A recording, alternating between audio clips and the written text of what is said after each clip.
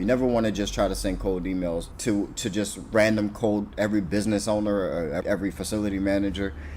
That's never going to work. It's because it's never going to break the mold. No one's ever going to notice that. You can't help but say something generic because it has to be generic, because it has to go to everybody. So the more niche you can be, the more targeted you can be, the better. Look, this for all my boss days. Go through your boss days. Loving how you boss, babe. This for all my dreamers and my doers and all the entrepreneurs. Just believe in what you're doing and pursuing. Look, this for all my boss days. Go through your boss days. Boss fam, really quick, shout out to everyone who's been reaching out to me and let me know that you've been filling up your calendar and booking walkthroughs and making more money in your cleaning business using the cold sales template that I put out earlier this month. No one is happier for you than me. If you don't have a cold sales system in your commercial cleaning business, then this is a great resource for you. The link is in the description under cold call sales template. There's some bonus information that comes with it about how you can start thinking about automating this system as well. At a heavy discount for the first 100 users, go check it out. The link is in the description. Let's get back to the video. Let's see. Ellis Berry says, what's a good subject line for cold email?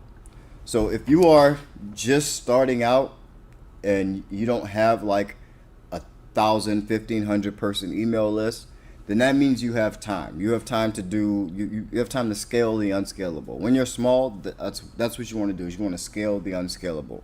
And what that means in cold email and even cold calling is you have to be, like I said, everything you have to be good. You have to be really good. So if you're going to cold call or cold email somebody, you're going to have to say something that keeps them on the phone. And that means that you are going to have to know who you're calling, know who you're emailing, look them up. You can find something about their company or what their company is doing.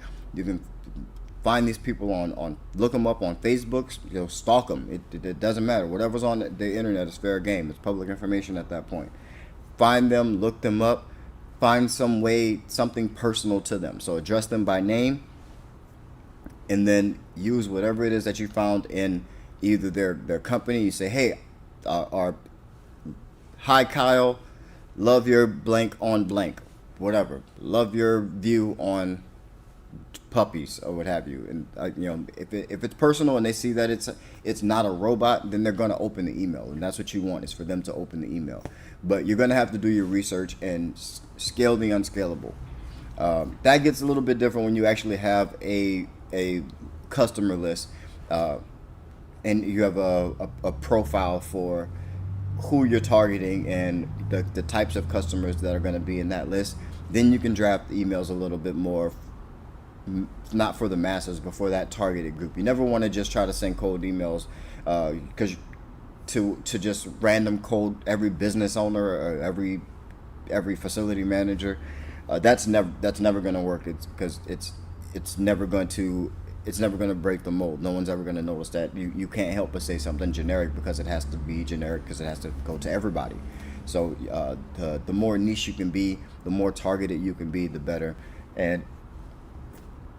And you have time anyway, you have time. So you have time to go and make it personal. So even if you have an email list, hopefully you have that email list broken down per customer persona, or maybe you're only targeting one type of customer, and then you can, then the type of things that are valuable to that type of customer, depending on, if it's a gym, or if it's a Class A office building, or if it's a daycare facility.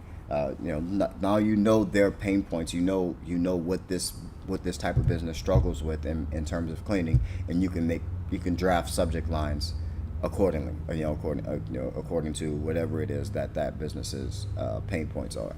I hope that answers your question. Let's see what else we got here.